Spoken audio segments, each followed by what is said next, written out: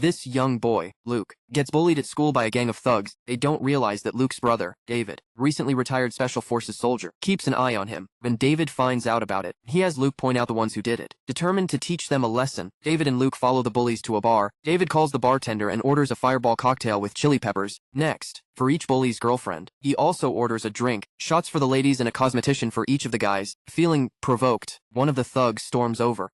"Here, have this," drink in hand, and throws it at David's face. David just smiles and fires back with a blazing cocktail. When it comes to those who hurt his little brother, David doesn't pull any punches. Each one gets a heavy hit.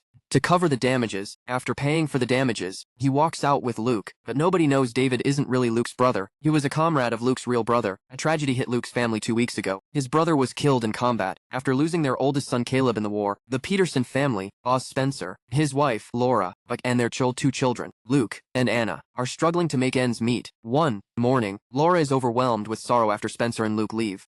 Suddenly, a calm, well-mannered man shows up at their front door. Laura is startled when he calls her by name, clearly aware of who she is. "I knew your son, Caleb. We trained together, served together, and became friends." The man introduces himself as David Collins, a former U.S. Army sergeant, and says he was Caleb's closest friend during their service. Laura then invites David inside and offers him a drink, though a hint of suspicion still lingers in her mind. He goes on to explain he spent months recovering in a military hospital due to an injury and came over right after being discharged. "I was willing to die. One thing he asked was for me to check on you. He wanted me to tell you he loved you." Overwhelmed with sadness, Laura steps out to the restroom and breaks down crying. When she comes back to the living room, David shows Laura a picture from Caleb's deployment. All her earlier suspicions about him disappear at once. Seeing the sorrow on Laura's face, David quickly acts sorry and pretends he's about to go. "I should have called ahead, but I'll get out of your way now." But Laura convinces him to stay, saying Anna would want to see him. Warm and polite, David quickly gains Laura's trust, but Anna stays cautious. When she learns he plans to stay at a nearby motel, Laura offers him a room in their house for as long as necessary. "Actually, you can have Caleb's room. We insist." Once Anna heads off to work, Laura leads David to the guest room. She tells him it's fine that he's using Caleb's room and leaves him to unpack. The moment she leaves, David's face shows an unreadable look.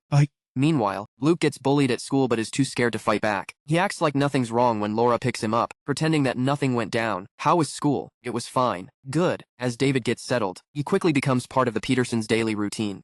At home, Luke gets to know David while Spencer argues with Laura for letting a stranger into their house. "You know what? If he's got PTSD or whatever they call it? A lot of these guys come back with mental health issues." Laura, he fears the soldier's friendly attitude hides a darker, unstable side, often found in vets with PTSD. Meanwhile, David spots the bruises on Luke's face from the school bullies, but Luke brushes it off casually. Yeah, I got hit by a football in gym class." After a short talk with David, Spencer storms away angrily, and Laura tells Luke to do his homework. David compliments Luke's intelligence while tutoring him, which makes Luke feel proud. "You've gotten smaller." "Huh. I guess so." Soon, Anna comes home from work but stays cold to David. On the other hand, Spencer now clearly likes their guest more. Late that night, they have a heart-to-heart over beer and football. Spencer opens up without realizing it. David learns Spencer is stressed about money and work. He's only been at the company about 4 years, but he has a college degree.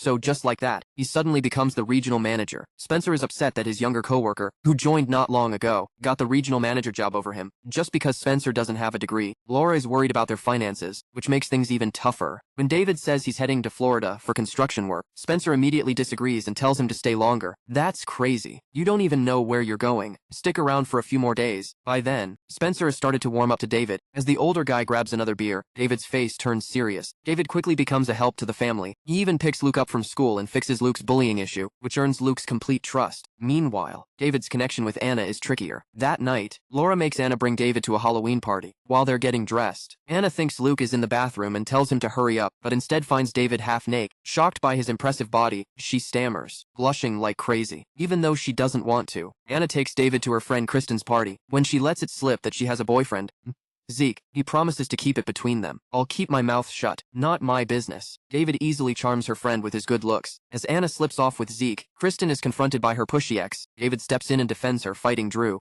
"Get him out of here." David impresses them. Later, Kristen spends the night with David, not knowing his dark side. At the party, David also asks Anna's friend Craig about buying guns. When Craig asks why he needs them, "I'm an older guy. I need guns." Then he spots Anna and Zeke arguing, clearly not in a good mood. Anna decides to leave early. David offers to drive. On the drive home, Anna vents about Zeke's lack of drive. since she's been saving for college. He's going nowhere. Like, he can't even keep a job. David gives her a compliment, saying he wouldn't have joined the army if he'd had a girl like her. Man, if I had a girl like you, I'd just coast. I'd go over there and get hurt. Moved. She offers to make him a mixtape when he says he likes a song on the radio. When they get home, Anna gets lost in music and thought while making the promised mixtape for David. What she doesn't know. David sits frozen in his room with a grim, almost frightening expression. Later that day, Anna accidentally overhears David having a heated call with someone unknown on Luke's phone. He seems to be ordering a new identity from someone who sounds like a plastic surgeon. Ringers. Yeah, ASAP. I'm keeping a low profile for now, but people are looking for me. The call reveals that someone is after him, growing suspicious. Anna calls the military base to verify his story. Yeah, his name is David Anderson Collins. I can give you his unit if that helps. The call triggers an alarm at a private military firm called KPG. It turns out David was a test subject listed as dead in military records. Major Richard Carver, the project leader, puts together a special forces team when he learns David is with the Petersons and heads over. Get down and stay low. If we need to plan a route, then I'll need shooters. Shortly, David meets Craig and his buddy to buy weapons. After confirming David brought cash, Craig's associate eagerly shows off the guns. That's a nice standard Beretta. Sure, you know it. Is the payment okay? If you've seen one, you've seen them all. David then says he'll take everything, which pleases them. The upside, though, doesn't last for them. I'll make you a deal. You can take everything off my hands. No, I'm going to deal with you. Without even flinching, David shoots both men dead with pistols, then takes their weapons and grenades. In the meantime, Anna gets updates about David from the military base and tries to warn Laura, but Spencer's return stops her. It turns out Spencer's boss and girlfriend died under strange circumstances. They both took a lot of prescription pills, like they committed suicide together or something. Ironically, this tragedy led to Spencer's sudden promotion and raise. Shortly after, Anna gets bad news from Zeke over the phone, telling her Craig was murdered. In shock, Anna goes to the restaurant where Kristen works for comfort. Back at the house, David and Luke sit on the porch carving Halloween pumpkins. David finds the kitchen knife dull and pulls out his own Swiss Army knife, slicing through the pumpkin in one quick move. Dude, you carry that with you all the time. Well, that's okay. Sure. At the restaurant, Anna shares the shocking military news with Kristen. They told me David Collins died a week ago. David Collins supposedly died a week ago. His death was from a fire at a military hospital in Arizona. These disturbing coincidences make Anna even more suspicious. Kristen suggests she ask Luke to check the numbers David called on his burner phone. With the pumpkin carved, David and Luke go back inside. David encourages Luke to bring a knife to school to defend against bullies. They take it off you and beat you up. You go to their house at night and burn it down with their families inside. What's the worst they can do? He then gives Luke a Swiss Army knife. But right then, Anna returns home, acting as if nothing happened, casually starting a conversation. As she walks past them, Anna quietly picks up David's cell phone when they aren't looking and quickly goes to her room. She then turns on loud music and snaps a photo of the call history numbers. At that moment, David's phone suddenly rings, making Anna panic. Not wanting to be caught, she quickly throws the phone onto David's bed and hurries back to her room. Almost right away, David appears in the hallway with a grim look. Following the faint phone ring, he marches to his room and picks up the phone, getting deeply suspicious. David lingers outside Anna's room to try to listen, but all he hears is loud music blasting through the door. Anna holds her breath behind the door the whole time. She only relaxes when he finally leaves. Not long after, she gets a call from Zeke, who is currently in police custody. He was convicted of killing Craig and his partner because they found the murder weapon in his van, but you didn't do it. Then they searched my room and found more stuff. Feeling totally hopeless, Anna feels her world is falling apart. And it all started when David showed up. Anna opens up to her family. Even though her mom understands her pain, Spencer is especially cold. Wanna know why Zeke got arrested for killing someone? Because he probably did it. That's why. He never liked Zeke from the beginning, so she kept their relationship a secret. As the fight between father and daughter gets worse, Anna tells what she found about David from army records. I basically called the military. They said his home was, and they told me he had died. However, the guy calmly dismisses her doubts. So that's military intel for you. He says he was in special forces, and the military made up a story for the public. With that being said, he shows his army ID to prove who he is, believing David. Spencer is mad at Anna and forces her to apologize to David. Anna Peterson, you need to apologize to him right now. Watch your tone. Young lady, like furious. Anna shouts at her dad and storms off to her room, acting innocent. David keeps explaining the misunderstanding to Mr. and Mrs. Peterson. As Anna sits lost in thought, David suddenly appears and interrupts her. Startled, she freezes in fear, expecting he might get aggressive. At first, David starts off gently. I just want to say I'm really sorry about Craig. He promises to leave their house in a few days, implying Anna should mind her own business. All right. He stares at Anna until she gives in.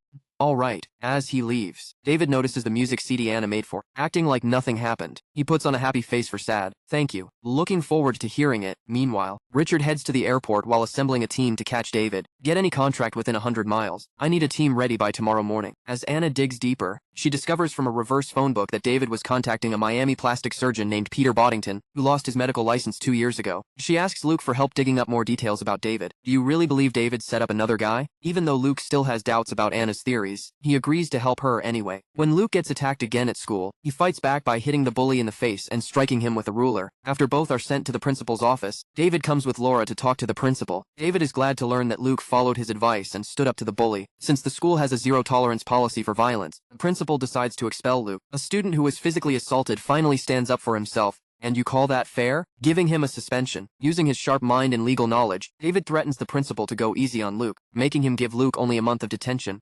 Grateful. Luke tells David about Anna's suspicions and her plan to report him to the police. She thinks you killed Craig. She's building a case for the police to free her boyfriend. At first, David brushes it off casually, but when Luke reveals that he knows David is pretending to be the real Collins with the plastic surgeon's help, his face instantly turns grim. You also killed that boss, right? However, Luke promises not to investigate further or tell anyone.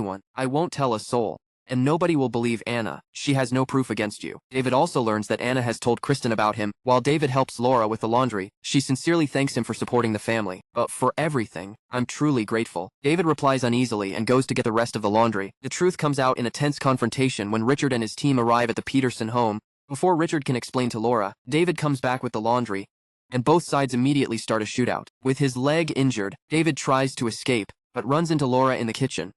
When she questions his real identity, he reveals that he and Caleb were in the same program.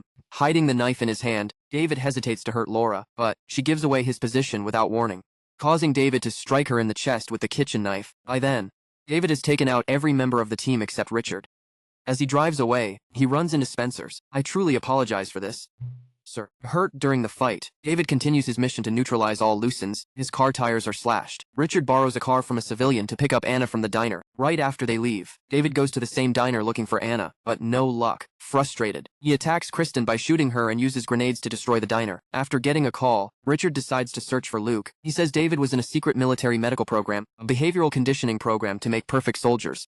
David escapes after setting the test facility on fire, eliminating everyone inside, leaving behind burned bodies that can't be identified, so everyone thinks he's dead. At the school's recreation center, Luke is in after-school detention helping set up for prom. He's about to answer Anna's call, but the teacher catches him and takes his phone. On the way to the recreation center, Anna and Richard see police cars and fire trucks heading the other way. Only then Richard tells her about what happened at the diner. Someone attacked the diner right after we left. It was cold and there was an explosion. Anna gets a bad feeling.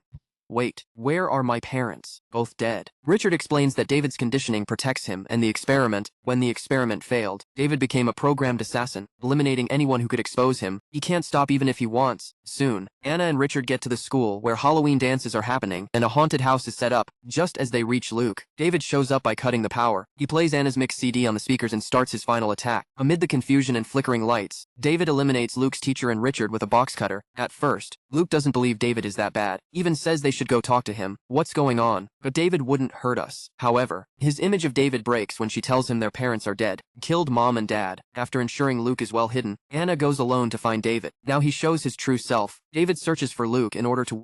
Come on now, buddy. I'm not gonna hurt you. Just as Luke thinks he'll be caught, David gets distracted by a noise in the distance. He follows the blood trail near Richard's weapon and finds Anna behind him. You killed my mom and dad. Eager to get revenge for her parents, she fires her gun at David, who falls to the ground. She figures she's finished him for good. Anna lowers her guard, only to get stabbed in the leg by a surprise attack from David. She tries to shoot him, but the gun misfires and sparks. David then starts choking her. In one final brave move, Luke steps in and stabs David with the knife David gave him, freeing Anna.